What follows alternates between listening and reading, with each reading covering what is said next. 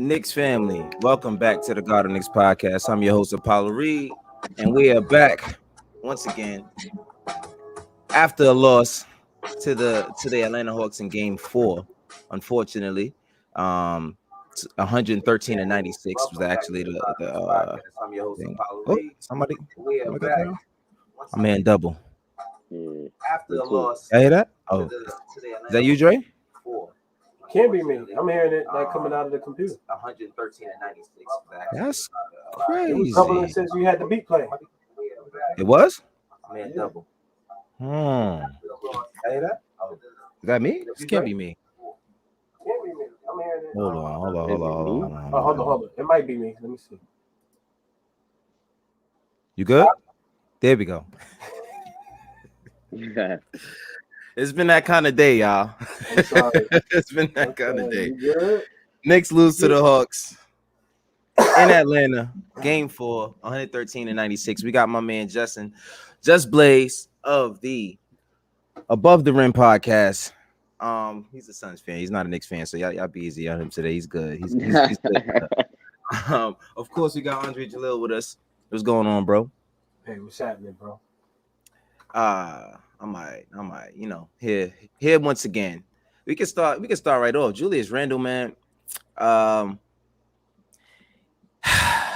It's been a hell of a series with Julius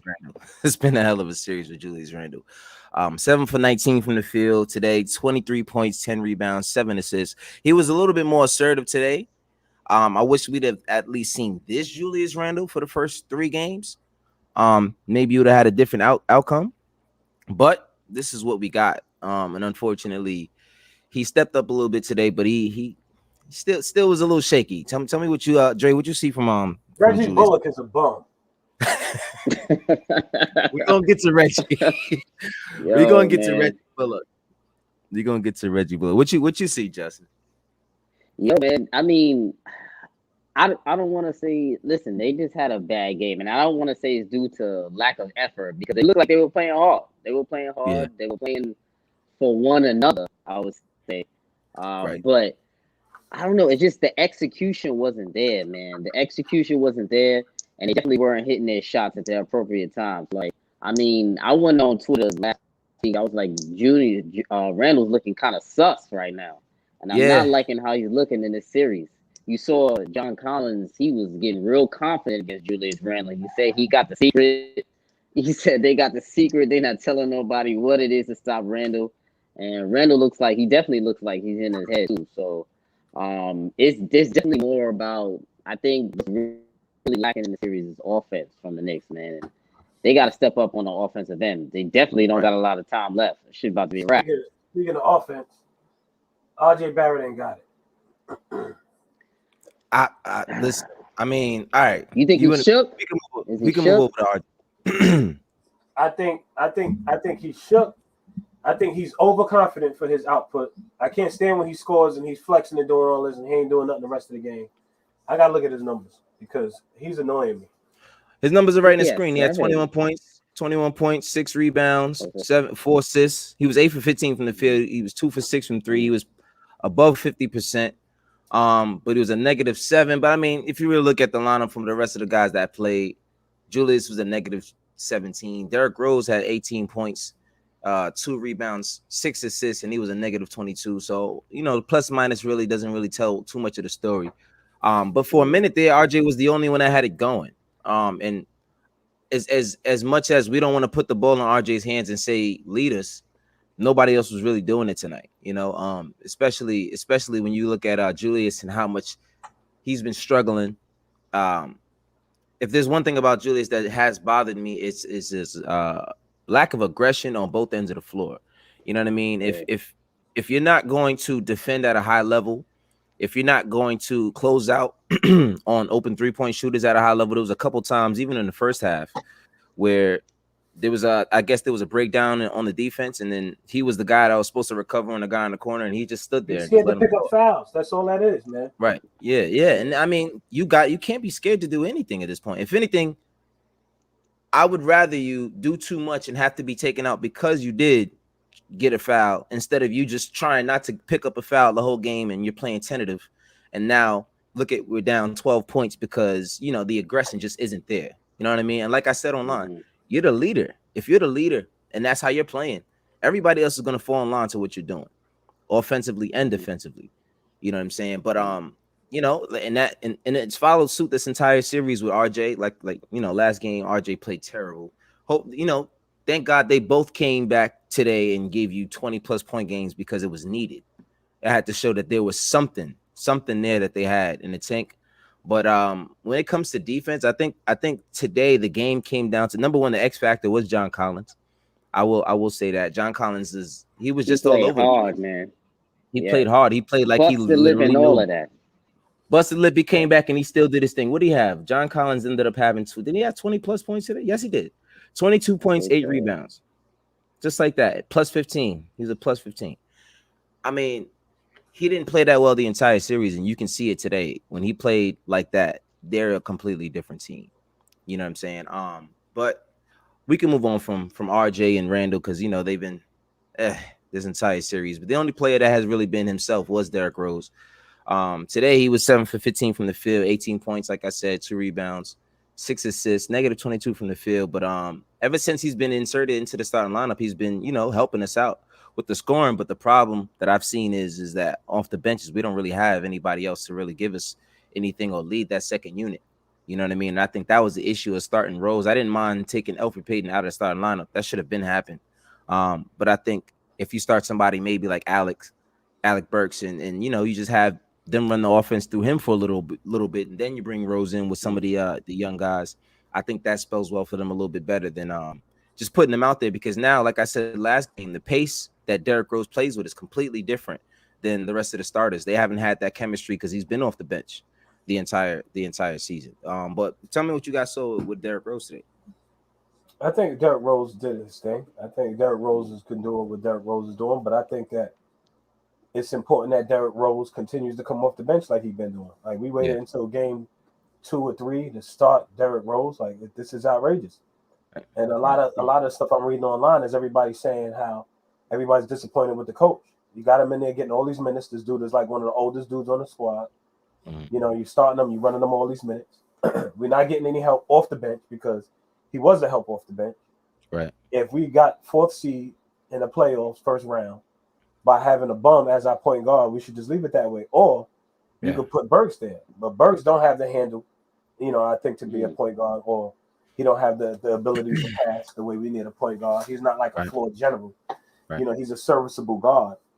But I just think the big mistake is because now I feel like with Thibodeau, he's got too much pride to be like, all right, let's go back. Now he's got to try to figure it out. Absolutely. So now we got our best. So now our top scorer in this series, whose Rose is starting, and not only does he not starting, he's not starting Elfrid. He's not playing him at all. Yeah, he's not even in a rotation at all. Yeah. I haven't seen this dude on the sideline or nothing. I don't know what this dude is. But it's like he's not there. You know what I mean? Now we're going back home. You're gonna start Rose, and it's like the thing about it to me that the Hawks are not like the best team. Right. I feel like they had the crowd. I feel like once the Knicks start getting beat up, it's like they start giving up. RJ's not giving you nothing on defense. He was doing some of the stupidest things I ever seen on defense. Mm-hmm. Like Trae Young is running down to the paint. He has nowhere to go, and yet playing him tighter, and he keeps doing the same thing. He's doing these little passes. He's getting into Clint Capella, and Clint Capella with the easy score. And it's like, dude, where do you think he's going now that he's at the bottom of the baseline in the middle?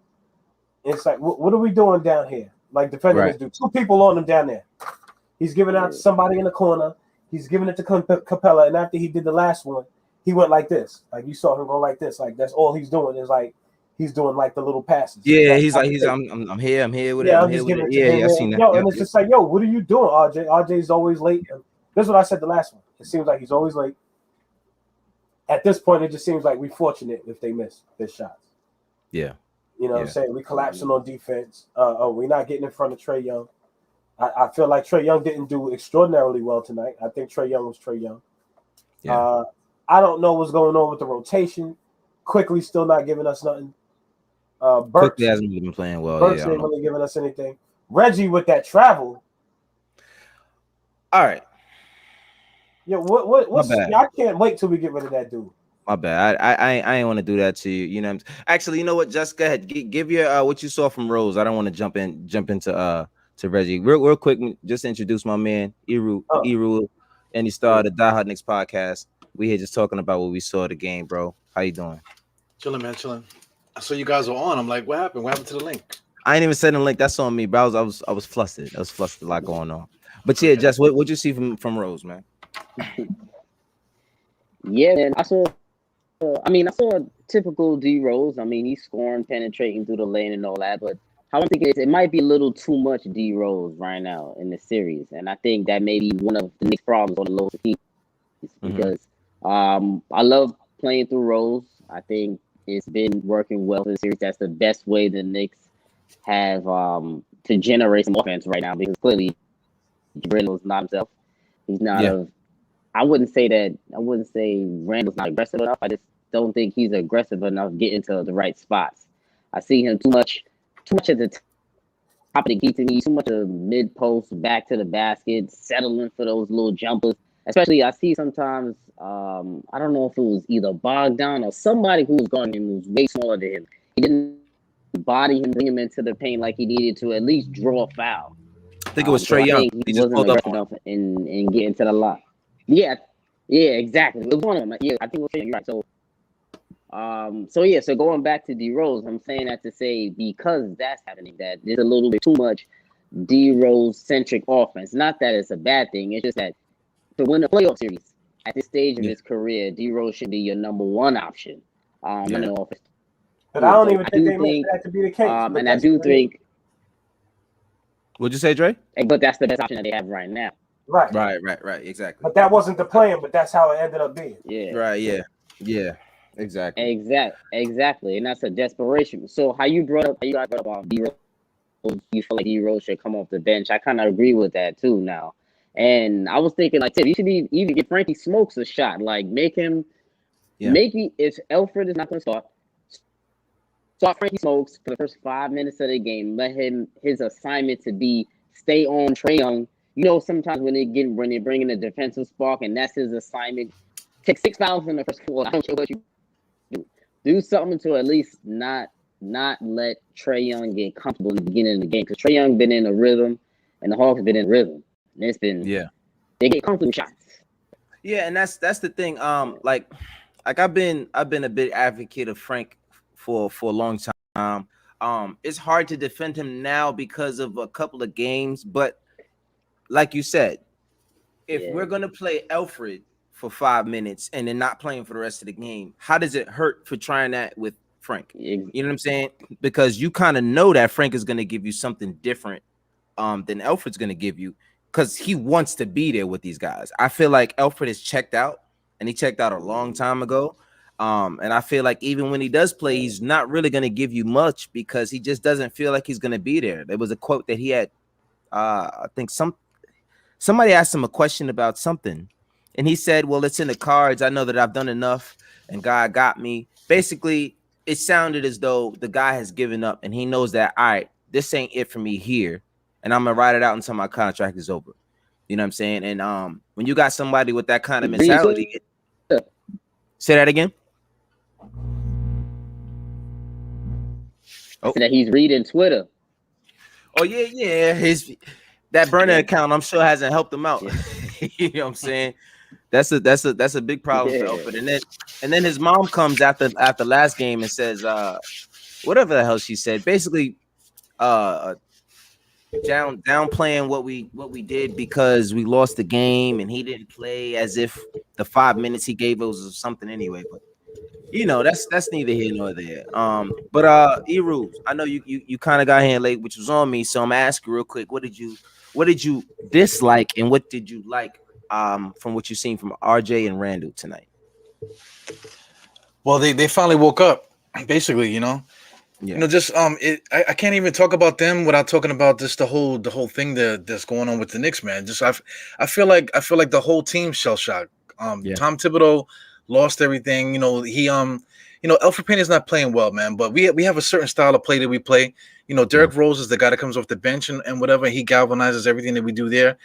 Quickly feeds off him, and Burke feeds off him too. But that starting lineup, we needed that we need somebody to give that bridge to Derrick Rose, you know. So I'm saying all that to say is that it just tore everything down. I think, if Elfrid's not going to play, you got to put Frank there to start, because there's a game plan, there's a method that we played all year. We were 41-31, and we played a certain way to get us there. And I just think from him, he just screwed everything up. And then just Julius Randle and RJ Barrett, they kind of Julius RJ feeds off of Julius. Julius kind of feeds off the offensive stuff that's happening.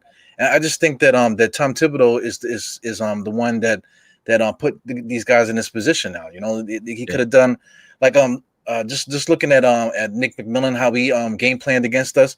Perfect. The defense, he figured out a way to lock us up. His offensive plan, he's always been able to to score against us, but now it's just a perfect storm. And I just think that the way that we prepare for all of this, it just messed up the whole thing, man. Yeah, I think that has a lot to do with it as well. I don't know exactly. Now, Tom Thibodeau was always known for making adjustments. You know what I mean? And like you said, Nate McMillan is literally out coaching him right now, and it's been obvious what they're doing. Yeah, it's been obvious what they're doing. You're just throwing two people at Randall, and it's not just a simple double team. It's like they kind of wait until he makes a move, and then they immediately throw somebody at him. You know what I mean? So he can get into the groove of what he's going to do, and then all of a sudden there's two people on him. So it kind of makes it difficult for him to see what's going to be there. Because usually Randall's the kind of guy, all right, I got two people on me. I know I can move the double team this way to move them away from Bullock so I can get him the open shot. But when they blitz him with that pick and roll, with that double team late, early, my bad. When they blitz him with that double team early, it doesn't allow him to really make a move and see what actually is out there. So, you know what I mean? I just think they figured out a way to get the ball or make him make more difficult decisions. I think he's been comfortable the entire season. He's a one-on-one player, as we know. He's not the greatest playmaker. He can give you 5-6 assists a game, but it's not like a Chris Paul 5-6 assists. You know what I mean? It's a completely different look that way. I don't know what's going on with the chat, by the way. Somebody told me that, just texted me and said the chat is down. I don't know what's you would ever know what why the chat would be down, dog? Well, I tried to get on the chat too to let you guys know I was here or whatever, but it says something about child something like they blocked the chat because something having to do with child parameters or whatever. I know exactly what happened. I'm going to fix that right now. Go ahead, go. But yeah, anyway, one thing I did want to talk about, because we were talking about the bench and what we saw in that second unit and how we like Derrick Rose in that second unit. And one of the reasons why I do like Derrick Rose in that second unit is because of how he runs with Obi Toppin. There was a couple plays that I saw with Obi that did we lose Just? We lost Just. We're gonna get him right back real quick. But yeah, there was a couple plays that Obi was involved in. You know what I'm saying? That he had 13 points tonight, 3 rebounds, 5 for 8 from the field, and he's starting to look more and more comfortable with every minute that he's on the floor. And that's what you want to see. That's what you want to see from this guy, man. And just tell me what you guys saw from Obi tonight, and would you like to continue seeing this from Obi? I like seeing Obi. He's moving around. He's active. There was one point where he got into his midseason. All right, let me grab this rebound. Let me look for somebody. Nobody was there. And he said, "Oh no, I got to run to the basket." And he did the finger roll. You know what I mean? Like but that's what he needs to be. I like that. Again, he hasn't had that type of freedom all season. But I think he recognized the moment. And he was like, "All right, I got to take it to him." But that's why this is important. The other important thing, the thing I don't like about Frank Ntilikina starting over Elfrid Payton. Frank Ntilikina is not a better shooter. And than Elfrid? Yes, than Elfrid. He's a way better shooter than Elfrid. The numbers show it. How? Where? The numbers show.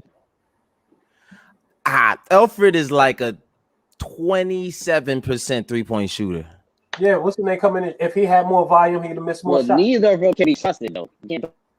That's a fact. That's also a fact. Right. I mean, last year, if you look at his numbers from last year, you bring him to this year. Last year, he was 52% from the corner, 30-something% from the field. That's not even like, but it's arguable. But they're not good shooters, either one of them. Right. Yeah, I see your point. Yep. The big thing here is when you start Alfred, one thing Thibodeau's been saying all season that he likes about Alfred, he's a big body and he plays defense. I like his intensity on defense.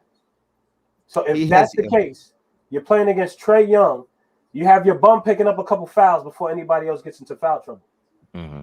You know what I'm saying? Let him pick up 1 or 2 if that's the case, because if he's going to pick up 2 quick fouls or whatever, all right, he did his 5 minutes. He did his 3 minutes, his 5 minutes, his 6 minutes. If he does well one night, now you get Derrick Rose in there and you can play whatever. And then you can start the second half with Alfred.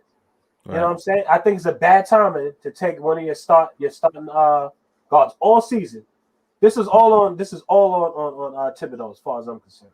Not all on him, but this rests heavy on Thibodeau because it's a stupid move in the first round of playoffs. We thought he was going to change. Josh, you've been saying since like midseason, after the All-Star break, he was going to start Rose or whatever the case. He's never done it, but like the first round now he starts this guy. So, yeah, I mean, and that's kind of what I wanted to see. I thought we should have been started Rose if this is. And if that's the case, he should have done it then. You should have done it then. If you're going to start, and then if you've done that, you don't not play the motherfucker at all. Yeah. Right. Yeah, you don't do that. You don't do that in the first round of the playoffs. That's what I'm saying. Like the dude disappeared. Like all of a sudden he's not playing at all. Yeah, so I was saying a little earlier, like Nate McMillan. As soon as they did that, if I'm the coach of that team, I'm like, yo, we got him. They took Elfrid Payton out the thing. We got him. Right, that would be the energy in the locker room, man. So it's a wrap. Mm-hmm. It's a wrap. So now you got this dude. He's not picking up fouls. You know what I'm saying? Because it seems like the Knicks don't ever really get off to a good start. If Alfred did give us 6 to 7 points, you ain't telling me my shit was collapsing. If it was coming up like 8, if he came up with 8 points, sometimes like midseason it seemed like he was attacking the basket. Mm-hmm. If he did that, then great. And then we get Derrick Rose in there. And now we got the whole consistency with the bench, Obi, quickly. You know what I'm saying? I do need to pick up, but I'm struggling over here, Paul. Your boy Dante, he over there talking shit. Mute him in a second. He sound like he about to get crazy. No, he about to go off. You already know Dante about to go off with it, man. Saying? But I've been fighting this cold. I went and did that. I panicked yesterday and I went for a little test. It came back negative for the COVID. I was like, yo, maybe you get all scared and you be like, yo, I must be. What's this? You feeling this and you feeling that? And you be like, yo, give me the test. Came back negative. Anyway. That's what's up. That's what's up. But they go ahead. But they it's just like everything is off. These dudes, I'm not. It's one of those games where it's like, wow, how did we secure the 4th spot? Like they didn't even look like shit today. It was just like we looked good the first half, and it was like after we fell apart, they giving up these big shots. These dudes is knocking down threes. Everybody's collapsing on D. There's always somebody up there to shoot a big shot, and everybody, it seemed like everybody on the Hawks could shoot. Yeah, and that was another thing. That was another thing that bothered me today. Is it just looked like. Well, it didn't bother me. And I said this last stream. They have better shooters. I can't say that they're the better team. They're supposed to be a better team. They're supposed to be. They should be winning. They should be winning because they have the better pieces. You know what I'm saying? Look at what Reggie Bullock gave us today. Oh, my man, hold on. Shout out to Aiden Donahue. He's joining up with us. Aiden of the Knicks Community Podcast. What's going on, bro? What's going on? Tough loss. Eager, good to see you. Good to see everybody. Yeah, man, it was just, it's surprising how, like, I feel like the scoreboard just doesn't really reflect how, we've been playing. I mean, you see these last couple games, like, we end up losing by, like, 11 when it feels like we're down by, like, 40. Right. Just something interesting that I've definitely noticed. And, I mean, yeah, it's just been, it's been tough, but I'm excited to see what happens in Game 5. Yeah, I'm hoping that in Game 5, we got to win the next game. Like, we got to win every game at this point. We got to put it all on the table. I hope he starts Alfred. I know I never say this, but I hope he starts Alfred. I mean, Jesus, they're looking terrible out there. Like, guys aren't – at Burks isn't knocking down shots that like he should. Reggie Bullock. Can we talk about him yet? And why can't I hear you, Cat? You turn your mic. Bad. I muted myself. I was going to say the scary part about Alfred is if we start him, he might go out there and just give the ball up. He don't care. No. If we start him and we somehow win that game, you already know what's gonna happen. Everybody's gonna be like, "Oh, his mom's gonna get on Twitter. His mom's gonna get right back on Twitter." My boy was the one to start the game. Listen, man, I'm sick and tired. One thing I do want to talk about is the fact that had these guys not been here, had they not gotten to the playoffs, this front office wouldn't have known what to do in the offseason. I think they would have went into the offseason thinking like, oh, we got a good lineup of guys, and we could bring a lot of these guys back. But nope, certain guys, certain. You know what they're gonna do? What's up? First of all, they getting Alfred is out, and Reggie Bullock is out. After that travel, can we talk about that travel? Okay, so all right. It was Reggie Bullock and RJ Barrett, and I believe the only person on the fast break with them from the opposing team was Trae Young. It was bad. The smallest dude on the court. And Reggie Bullock is on the left side, RJ's on the right side, a little bit ahead of Reggie, and he does some weird ass move where he like jumps to pass the ball, but then comes down because it wasn't a good angle. 2 more steps and takes 2 travel. On a fast break, 2-on-1. And he do it because right after he was like, he was trying to give him. Yo, first of all, my problem with Reggie, like I told you this, I want you to look through if you can look all. I don't think he ever dunked the ball. He did once the game 1 of this series. He did a putback. That was the only time he did a dunk. Yeah. But I mean off like the fast break. Oh no, this dude is 6'7". How tall is he? 6'7". He's about 6'7".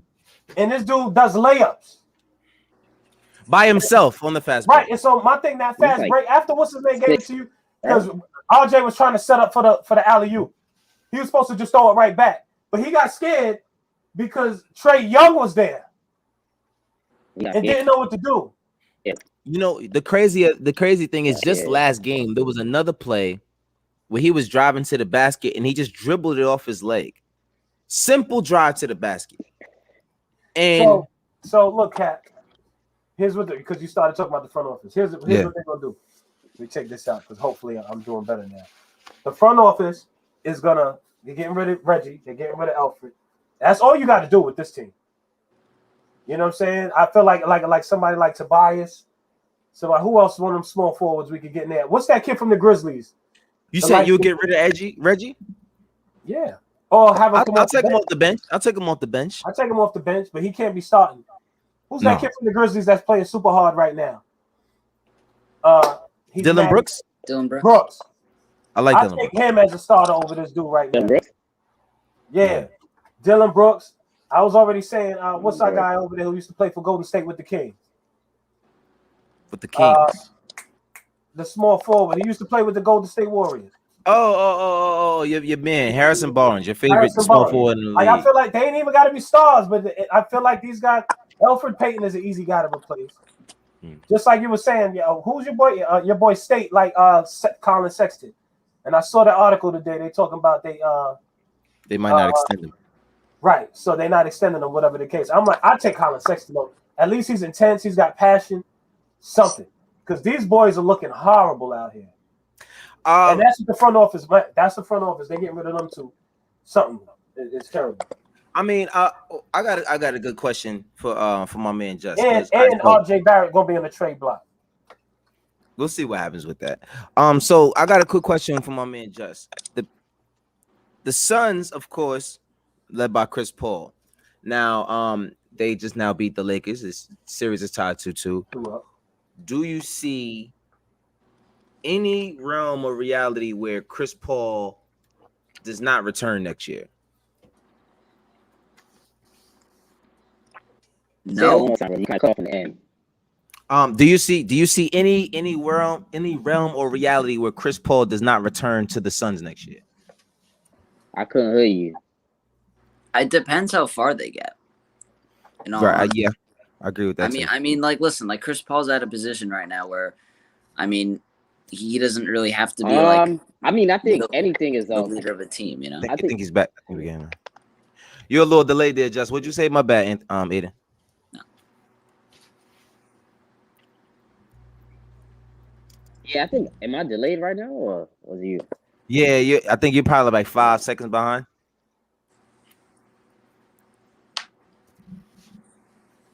He got the state problem. Whenever state be on the podcast with me, he be having the state problems here. It's a little bit. All right. With so what was you saying, Aiden? Yeah. Go ahead, Aiden. What were you saying? I mean, listen, like it depends on how far they get. I mean, like, You're Chris off on Paul's not rejoin, at a position right now where he has to be the star player, right? He has Aiden, he has Booker, he has McCall Bridges, he has all of these guys. I mean, listen, I just think he's having fun, you know? I mean, if I'm Chris Paul, why would I want to leave that?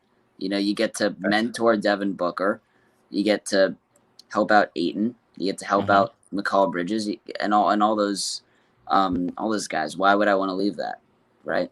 And they were number 1 in the West, right?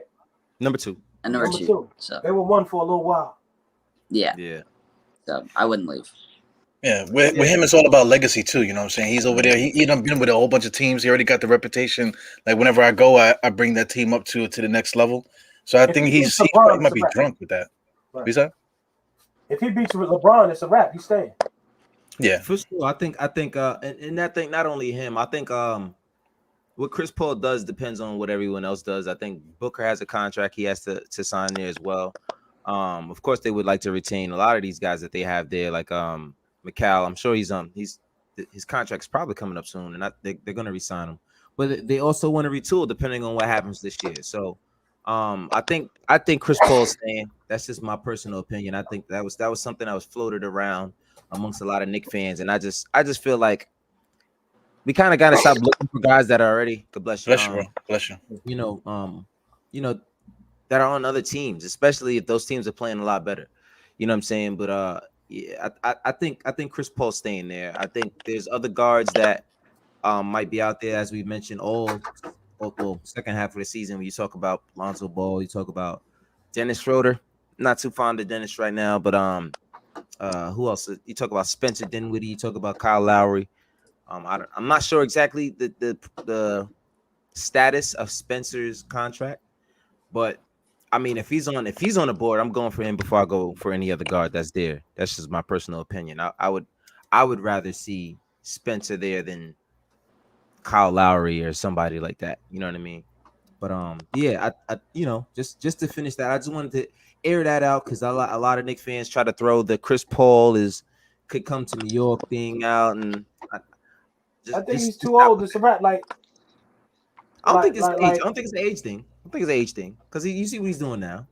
And we saw what he did against the Knicks this season. Yes. Yeah. Yeah, but how long we gonna have him though? Is what I mean. It's not so much. I know he's capable. Same thing. Have him for a year. Start looking for a guard again in another year. Let's say he gets hurt. What are we doing?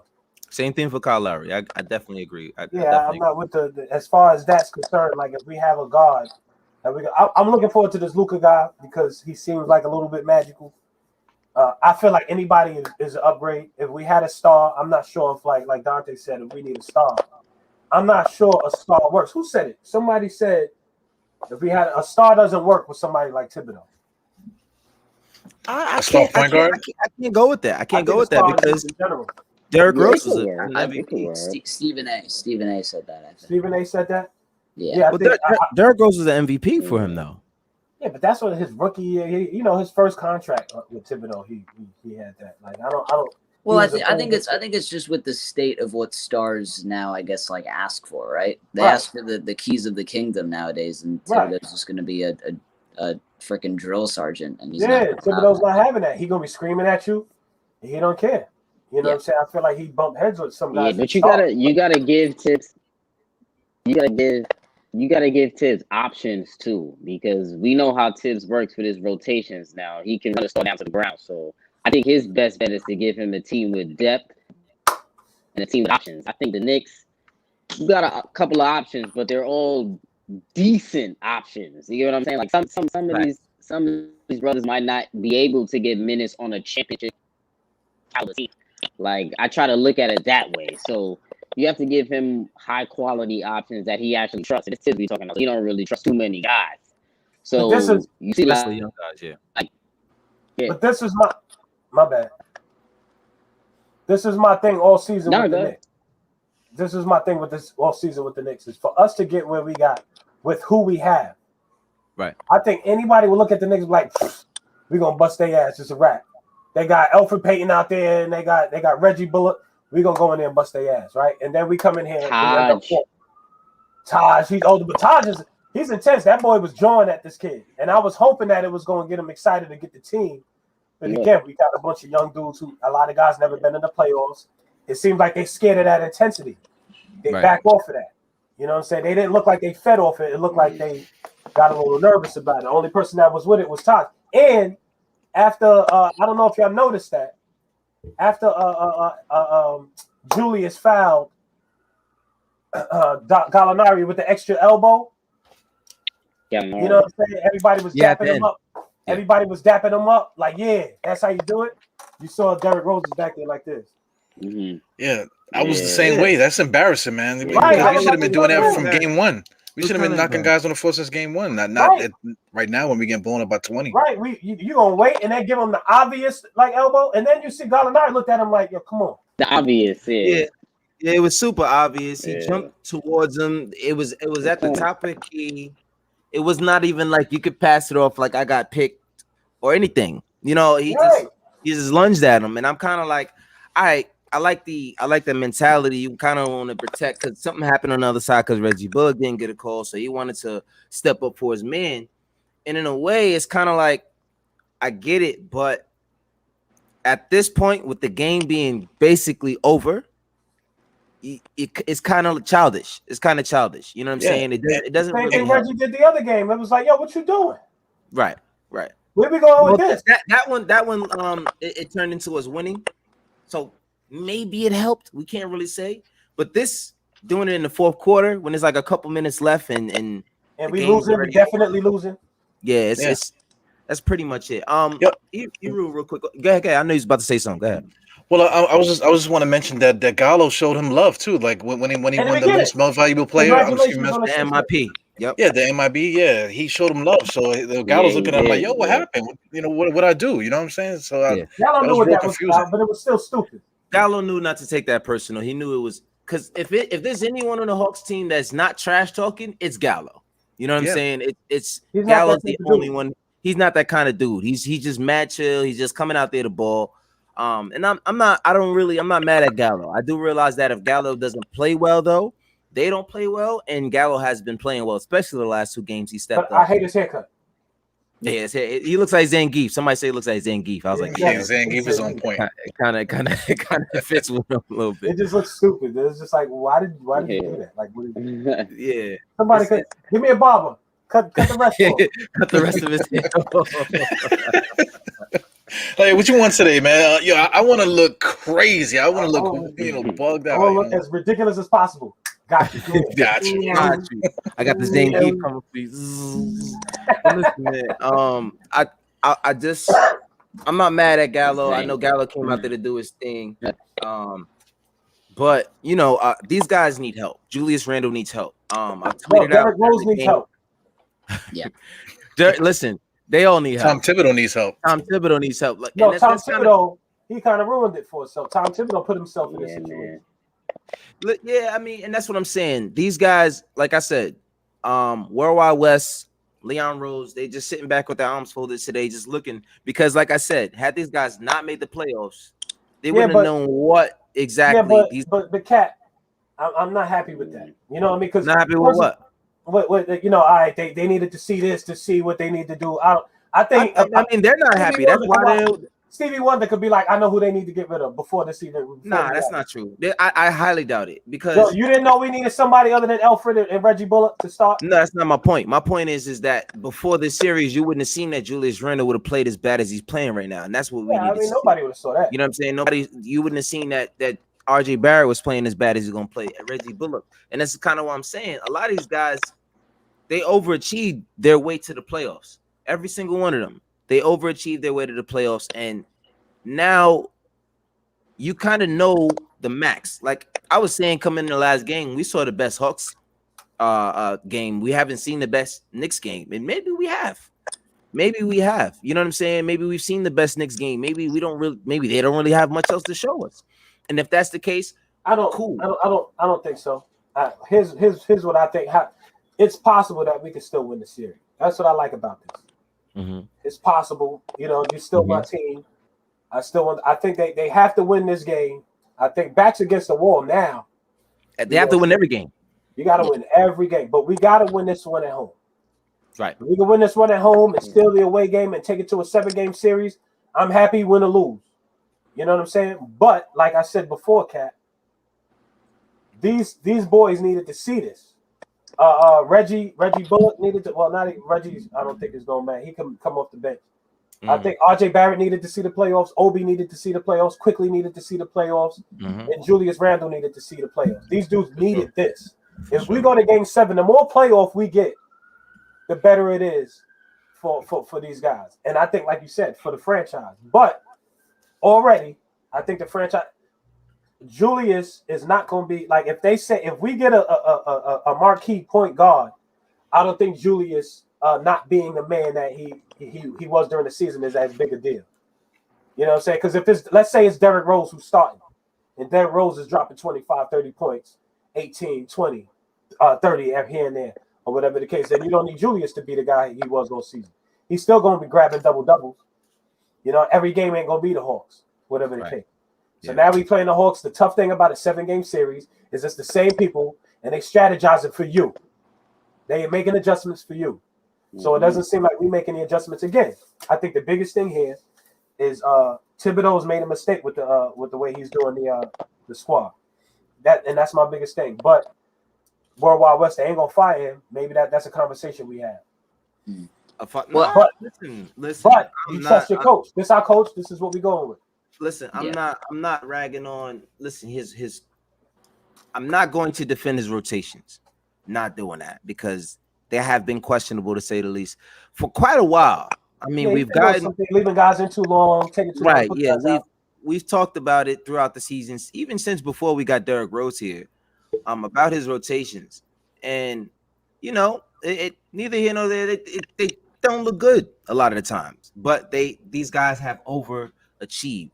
So you know, I just think that there's a lot that these guys can do in the offseason to make this happen. And Dante the troll, shout out to our resident troll under this bridge here. We got Dante here talking about the series is over. Listen, man, if the series is over, they won because they're the better team. It's just as simple as that. And not only were they the better team, but they played execution. They executed. They came out and they had a plan and they executed it every single time. And I think as much as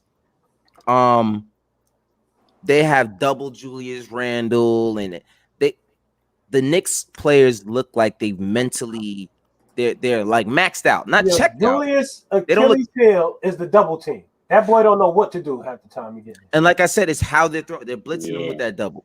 It's not like they're just having a regular double team coming at him slowly and you see it coming. He makes his move, and the moment he puts the ball on the floor, they come right at him. And it's kind of like he kind of has to make a decision immediately. And I think that might be that little secret that John Collins was talking about. You know what I mean? The fact that, Julius Randle was double. What they said about a secret?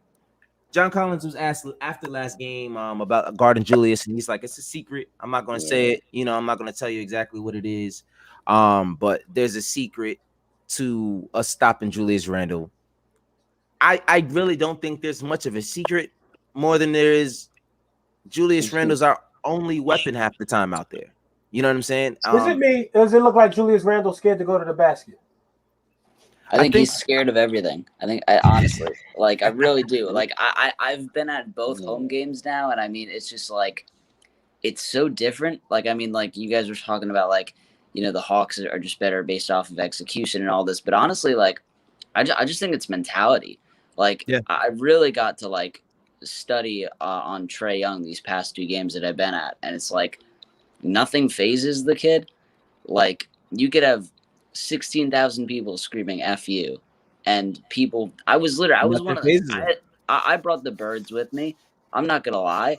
But like, look, like, literally, like, everybody on that team is just unfazed. Bogdanovich, Gallinari, Herder, everybody. See, but that's because they're following their leader. You know what I mean? And that's the biggest thing. If Julius Randle if Trae Young isn't scared, no one on that roster should be scared. Yeah, it's a complete opposite with New York. Complete opposite with New York. And Julius Randle's playing scared, everyone follows suit. Yeah. See, but this is just really quick. Aiden, I don't know if do you remember Fire Marshal Bill? I know you're younger. I don't know if that was your if you remember Fire Marshal Bill from The Living Color. I don't even remember Fire Marshal. Yes, you do. Do you remember? Let me show you something. Yo, had him with the Trey Young because Fire Marshal Bill, he would blow something up. So Is that Jim Carrey? Yeah, it was Jim Carrey. Yeah, with their hair too. And they had it where his hair was bald, but he had the hair coming out the side, and they was like, "This is Trey Young." No, Die Hard posted that. That was Die Hard. You posted that. You posted that joint had me crying. He's like, "Wait, Trey Young shot that." So anyway, I was gonna say to St. Aiden, like that would be the great picture to bring. A picture of Jim Carrey with like the Hawks jersey, like it's with Trey Young's jersey. But for sure, absolutely. But here's my thing. Yeah, I'm sorry. Go ahead. I mean, here's the thing. I was, you know, I was a little nervous like halfway through the first because I noticed Trey Young's dad was literally right next to me. Like, he was just sitting right next to me the whole time, bro. It was crazy. like he was unfazed. Like he was just calm, cool, like barely spoke. Just kind of like sitting down, like really studying. He's been there before. Yeah, and I mean it was crazy because I remember I think game 1 he sat like much lower, and I mean like yeah, exactly. Yo, you put the Hawks jersey on him. Hey, that joint right there had me. Yo, I was Trey is golden. Like it's mighty quiet in here, but I think that you gotta have a little bit of fun in here, man. Here's the thing that I admire about Trey Young. Trey Young is nice. I think we knew he was nice. He's dangerous because he can shoot. He's dangerous because his floater, it seems like he can't miss the floater. But this is the thing that annoys me. I know we keep talking about age with our young stars or whatever. When you got it, you got it. This is Trey Young's first series, and nothing's phasing him. Yeah. He's going in, he's jawing at these cats. He's talking shit. Yeah. And like if they can't stop him. Right. So like you gotta tip your hat to him. That kid he's out there bowling. And when you got it in your veins, like everybody's going like this, he's got it in his veins. Like Aiden said, his dad was next to him the entire game, and he was just unfazed. They mentioned it during the game. Trey Young looked at his dad when he was 6 years old. He looked at him and said, "I'm gonna be all your collegiate records." Yeah, you know what I'm saying. And that's something I'm sure his dad instilled in him from a young age. Listen, these crowds are gonna be in your ear. They're gonna be saying things to you. And let's be honest, Trey Young has been the smallest guy on the court since he's been playing basketball. He's used to this. Yeah. He's used to being trash talk. He's used to being bumped a little bit. His kicks look dope too. His kicks was dope. But I mean, let's be honest. Like I said, it doesn't matter who you put out there to guard him. Trey Young is a star. He has star talent. He's gonna bust whoever ass is in front of him. It could be Frank. It could be RJ. It could be Julius Randle. It could be RJ Barrett. It could be anybody you put in front of him. Derrick Rose, he's done it to him plenty of times this season. You saw already what he did to Frank. Elfrid Payton, let's not talk about the big body defense he plays. He's gotten past Elfrid Payton almost every single time he's guarded him. You know what I'm saying? So I'm not necessarily mad about what I'm seeing Trey do. It's when I see guys like John Collins get 22 points and Capella coming in at the beginning of the game and he's getting every drop off dunk because everyone is just double teaming but Trey. They're quality though. Those are quality guys though. Those are quality guys. They can put up those kind of numbers. But they weren't doing it in the beginning of the season, in the beginning of the series. And if you kept them at that level, they had to find their groove. They had to find their groove, and that was. I mean, listen. I think that's honestly. We were hungrier, honestly. Like I feel like we were like hungrier back then. If you feel like if you like look at this series now, like our defense is just like it's not there. Like we're leaving so many guys open, which is like you just said. That's why like DeAndre Hunter is like getting all of these numbers, right? I mean, it's just like, and I mean, going back to like what I said, like it's just like a mentality thing. Yeah, and it just shows you like we need more guys like Derrick Rose and Taj, like experienced players that know how to handle these situations. You know. Back when you guys were talking about Julius Randle, I was talking about Julius Randle with this song. You can look at, Go ahead, Dustin. Oh no, I was just saying if we keep it in the stack here, if I told you guys at the beginning of the series, how many playoff series are the Knicks gonna win with Alec Burks being your second leading scorer? If you're looking at it right now, he's averaging 15 games or 15 a game or whatever for the series. If he's your second leading scorer, how many playoff teams do you expect to be? Hey, time out. That's really the bottom line here. Yeah, he is. He's our second leader. I mean, and that's based off his first game. That's based off of his first game because he scored 27. That's terrible. Second game, he had 8. Point blank. Who's the leading scorer though? Exactly. So Derrick Rose. how many playoff teams right now? Derrick Rose is number one, but how many playoff teams right now can really win a series with Alec Burks as your second leading scorer? It's not gonna work. It's not gonna. Like I said, that's not gonna get it done, especially with a team like the whole. Yeah. You have to give these guys more help. I mean, and Julius Randle, I don't know if it's the verdict is still out on how much help it's needed or how much he can actually develop. You know what I'm saying? Or how much he can actually get past what he's doing right now. It's his first playoff series. He's been in the league with a lot of flaws for a long time. He's somebody who I think if he does get back in the playoffs, we will see a better Julius Randle because all he's done his entire career is improve. You know what I'm saying? I'm gonna give him that. So I'm not gonna I hear a lot of do you sign him to the max contract? I don't know yet. That's something that I'm gonna leave up to the front office. I'm gonna let them live with that decision. Hey, look, he said he wanna retire at Knicks. So I'd be like, listen. So why don't you just take this little bit of money and then you can stay with the Knicks? This little bit of money. But listen, when he's playing like that, you can't do that. What were you gonna say, Justin? I'm saying I know he's gonna ask for the max, but damn, I'm looking at it on the table like, damn, do I really wanna give him that max? No, like, put me in the office. That's gonna be put me in the office at that meeting. I'll be like this. You want max money? Let's look at the playoff numbers. You had 200. I'm like, I'm laying it out for him. This is what we had. Once you get, unless they make it incentive based, but I don't think they do in the NBA. Well, all right.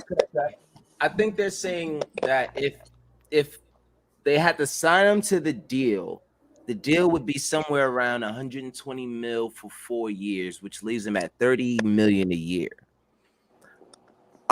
Looking at the fact that that's a lot, but we're talking about 2021 contracts. If you look at guys like John Wall's out there still getting 40-something million, and we see. Yeah, but John Wall was competing for the top scorer in the league at that point. But look at him now. And this was 4 years ago they gave him that contract. So this is not 2-3 years ago they gave him that contract. They was high, but so yeah, but I'm just saying in terms of contracts, it kind of goes with time. Like the Tim Hardaway Jr. contract isn't as bad today as it was then because it was a lot of money back then. You know what I'm saying? That's kind of what I'm relating it to. That's kind of what I'm relating to. But when it comes to Julius award, what Tim got? I don't know. Something happened with Tim Hardaway. I don't know. They won the game because he had a shot. Something happened with Tim Hardaway. I'm like, look at this kid. 71 million at the time though was outrageous. No, by far that was just a terrible contract, and that's why giving him. Right, and that's why Steve Mills is not here anymore. That point blank, you know what I'm saying? And good riddance, good riddance to Steve Mills. I know Eru's not a big fan of my man Steve Mills, but we ain't gonna get too much on him today. Yeah, Steve Mills, I hope he's doing okay right now. Steve Mills. It's goofy. That's definitely the Steve Mills voice. I could not stand hearing that grown man talk. How you talk like that? Oh my God! This is not the team that I assembled. We should be playing a lot better than we were playing right now. Man, remember when he did that press conference? I think we did. Yeah, it was like the first 10 games. We had just lost. Yeah, we just lost 10 games in this season. And he has this stupid press conference. This is how you know. This is how you know Dante knows nothing about what the hell's going on. He knows nothing about what's going on. Steve Mills is not a GOAT. He's not even. We're not even gonna mention him too much in the show. But all right, listen. We've been here for 55 minutes basically. Before we get out of here, I just want to get everybody's honest opinion. I'm gonna start with you, Dre. What do you think this series goes to? As a Knicks fan, I could say realistically, we could win at home. That we'll probably lose in Atlanta. But if I could be as optimistic as possible, we take it to Game 7. I'm happy if we win or lose Game 7. That would be fantastic. Right. I think that the front office already has what they see what they need to see to fix, and I'm confident they will. I think that pickup of Luka, they're already on the right track. You know what I'm saying? But they didn't say that he committed. They already signed that dude. They didn't even wait till summer. I think it's a wrap on the point guard. I think they got who they wanted. But I don't think it's over yet. I don't think they have enough yet. I've been saying that. I've been saying that. Anybody's better than Elfrid. Right, but that doesn't mean that they're the answer. You know what I'm saying? I kind of want to make sure that we do our due diligence. Like, go out there and talk to some guys. I swear to God, if you want me out there in the practices, I'll come out there better than Alfred. I'll take my old ass out there like this. Give me the rock. Alfred will bust your ass, boy. We ain't even gonna do that today. Alfred, he'll probably leave you on 0 too. That'd be the worst part. You ain't scored on Alfred. Yeah, Alfred, Alfred is, first of all, I'm from New York, so I'm gonna have a different passion about it. Send him back to New Orleans. That's a fact. That's a fact. That's definitely a fact. What about you, Ero? What do you think the series gonna end up at? Well, it's a tale of two stories, man. If Atlanta comes in and plays the way they played the last, so far, we're gonna lose the next game, and we're probably gonna get smacked and embarrassed. But the thing is, it's always a way to change, for game planning and stuff like that. So if we do manage to finally play Knicks basketball, we could win this game. Going into Atlanta, then the momentum would shift. You know what I'm saying? If we can give them a good game in Atlanta and beat them there, then take it to a game 7. I like our chances in the game 7. So it goes all with that. But, I was trying to say earlier with this Julius Randle, you want to talk about Trae Young's attitude, how he's just unfazed by the crowd and, fuck Trae Young and all this other stuff. But Julius Randle on his end, he sulks after every play. Every play, he's like, oh man, he got his head down on the bench. He's like this, you know what I'm saying? Season. So all season, all season, So that trickles down to all the players. You got Reggie Bullock feeds off that. Even Elfrid Payton, all these guys that they feed off of that, man. So he's got to fix his attitude really, and to really uplift the guys, because Derrick Rose already got a stranglehold on that bench. Him starting messes up it all messes up everything, man. So it's all the time Thibodeau to try to figure this out, man. It's just. It's a mess, but I think we got a shot. We got a shot to win the next game. Yeah, I mean, we have to win every game going forward. So I kind of do feel that way. We had a 9-game winning streak that we ain't expect. Yeah, the Knicks play better with their backs against the wall too, man. And I was going to also say that we have all season shown that the only time we step it up is when we literally have no other time left to step it up. You know what I'm saying? Do I think that's going to push us catapult us into a 7-game series and a victory? I don't know. I'd love to see 7 games, but we'll see what happens. What about you, Jeff? We think the series end up? My head is telling me the Hawks in 6, because I think the Knicks are going to end up winning game 5, and I think the Hawks might take them out in game 6. But I really want this series to go 7, man. And the streets need it to go 7, man. We need that game 7 in MSG, man. So I heard they was wilding after we won game 2.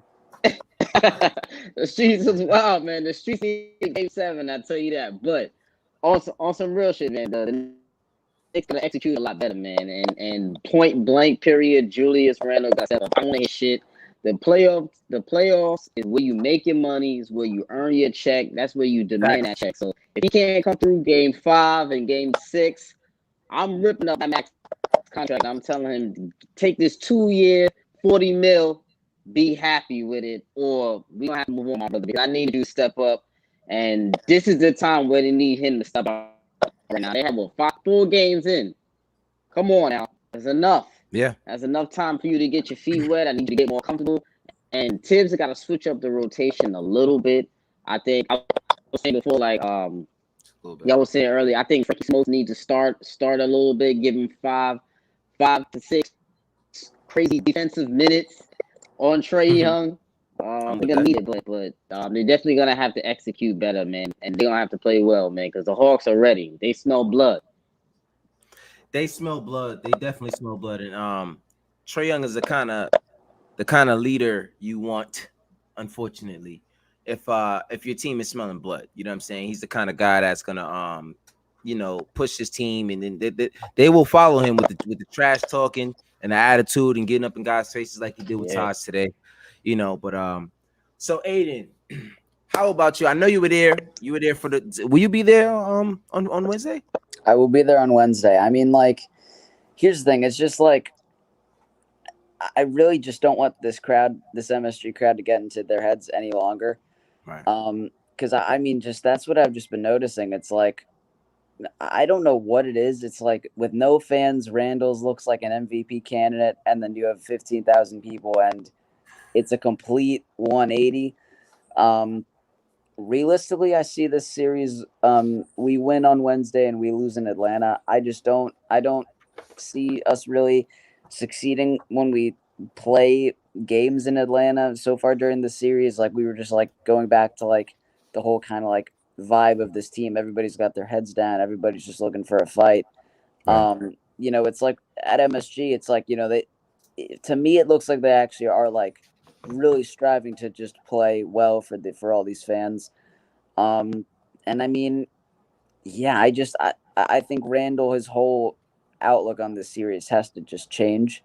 And I really just think like Derrick Rose just really needs to just motivate all of them. I mean, he's just really been our driving leader throughout this series, and I think we need to play better.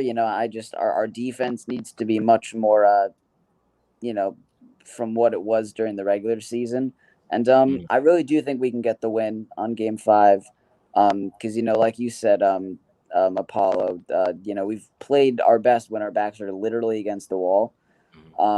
So I mean, I just think that's just what we got to do, and I see this going to 6. So going to 6 for you got the Hawks taking it in 6, huh?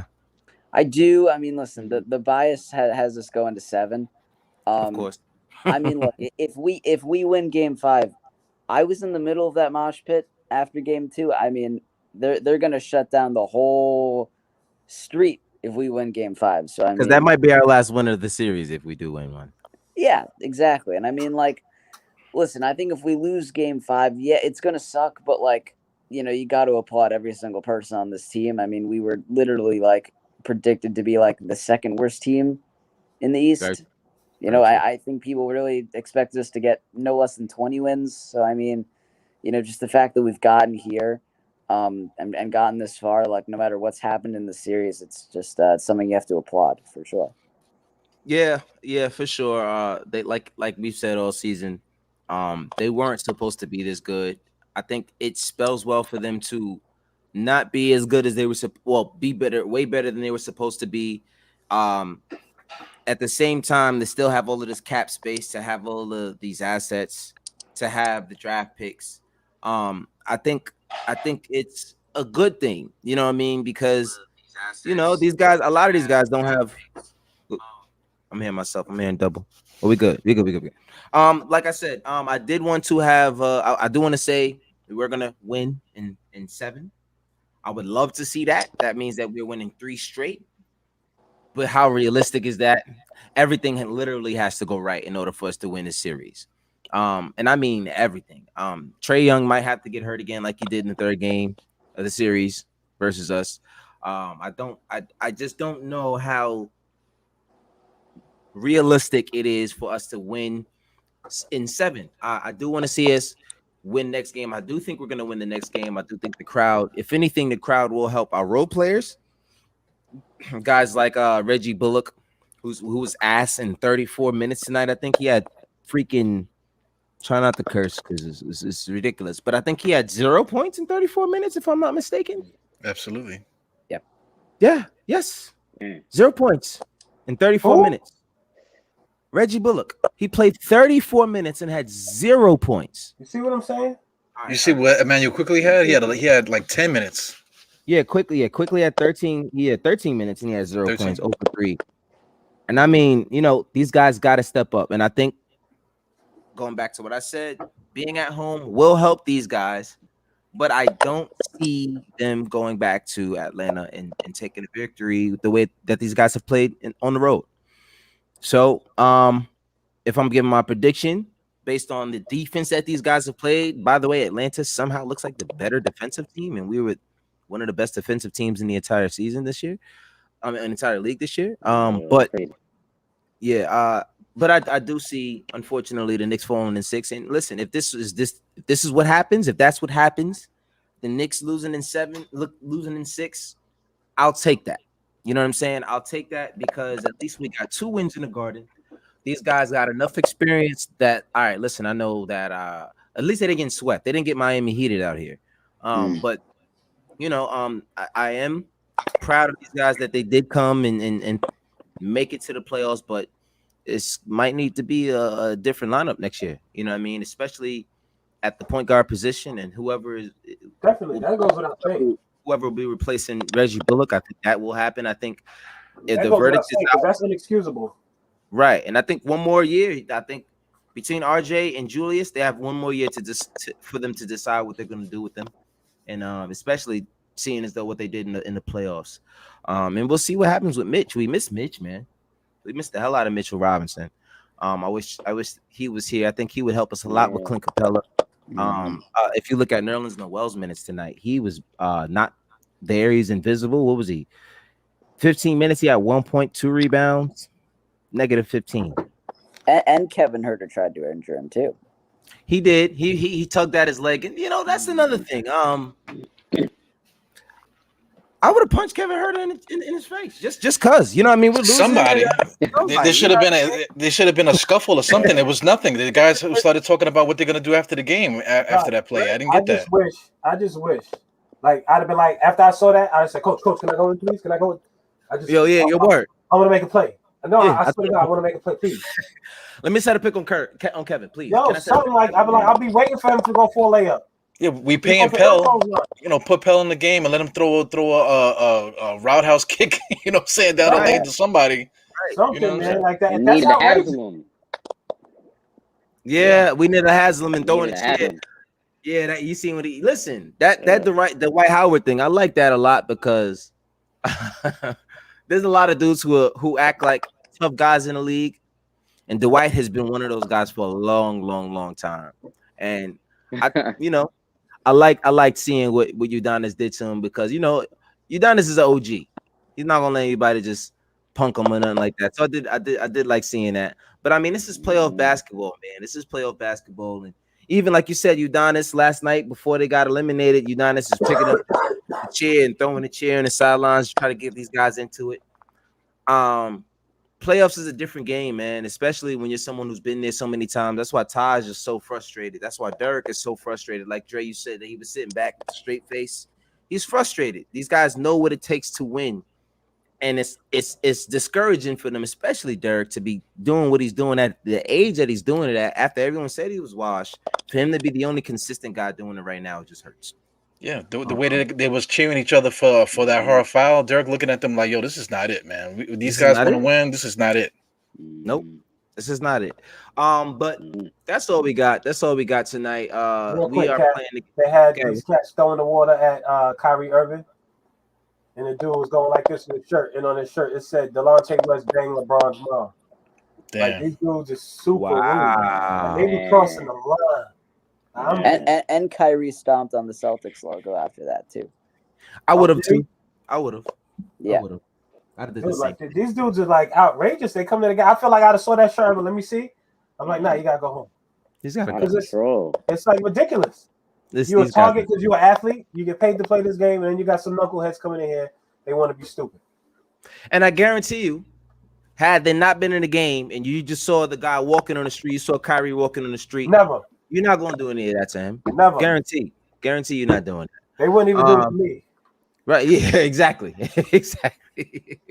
Half of us, it'd have been a lot of chin checking going on there. Oh, Lord Jesus. I ain't got a contract that I got to worry about, boy. Word. If I hit you, my job ain't never going to know nothing about it. Word. But listen, man, we're going to get out of here. We don't really have much else to go on.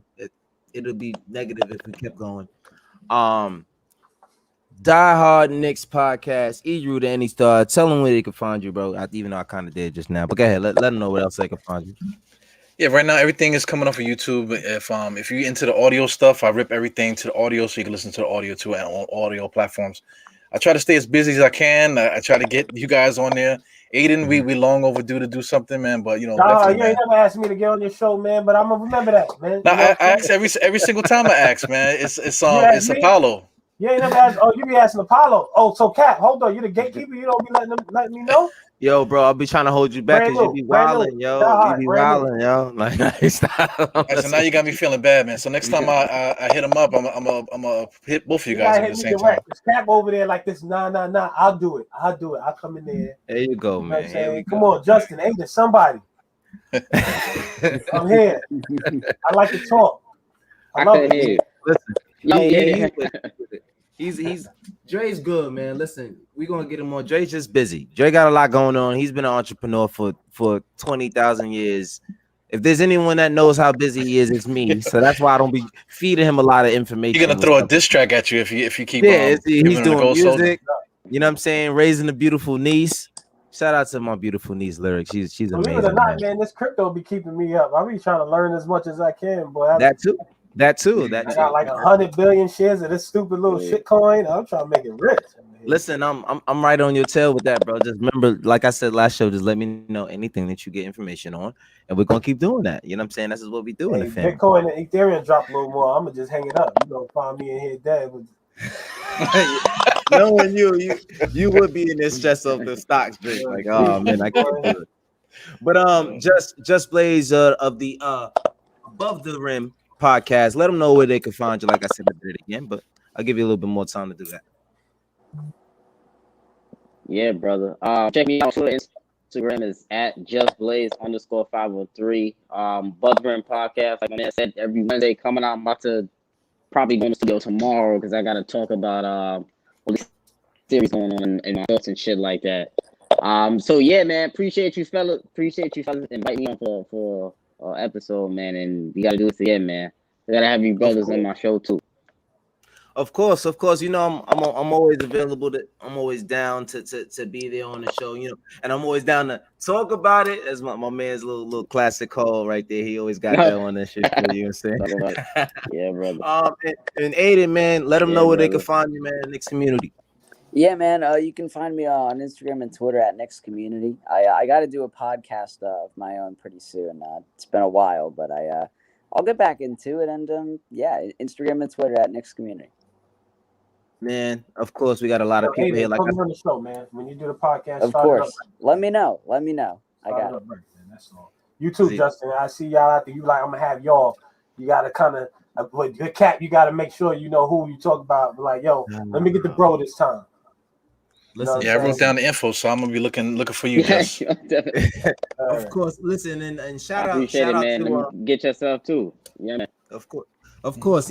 Dre got a lot going on, man. Like I said, this is all about networking. I always say that all the time. I don't care about the competition when it comes, especially other Knicks podcasts and shows and stuff like that, because I would rather sit here and listen to us discuss the Knicks than, you know, the guys on TV who really don't do any analysis at all. They just talk about what they see in the box score. So I'm always gonna be about what the team, home team and what we do, man. I'm always gonna be about that. But that's all I got. Like I said, we will see you guys Wednesday. Hopefully, it'll be after a win. And definitely. I got bread on the win. What's up? Who got some? If we don't win, man, it's gonna be a sad day in New York. They man. better win, bro. Boy. I don't want to put that out there. Scare money don't make no money. So Dre, I'm putting 100 on them, man. What's up? Let's do 100. I'm putting 100 on the win. What's up? You want me to go on? You want me to bet on the Hawks? Nah, 100. Nah, I'm putting 100 on the Knicks. What you talking about? We on the same side of the bet. That's what I'm saying. I'm betting on the Knicks. Listen, we gonna find somebody to throw this $200 at. We gonna do it like that, bro. We gonna do it like that. But listen, man, thank y'all for joining once again. Bitcoin stay where it is. I ain't got no money.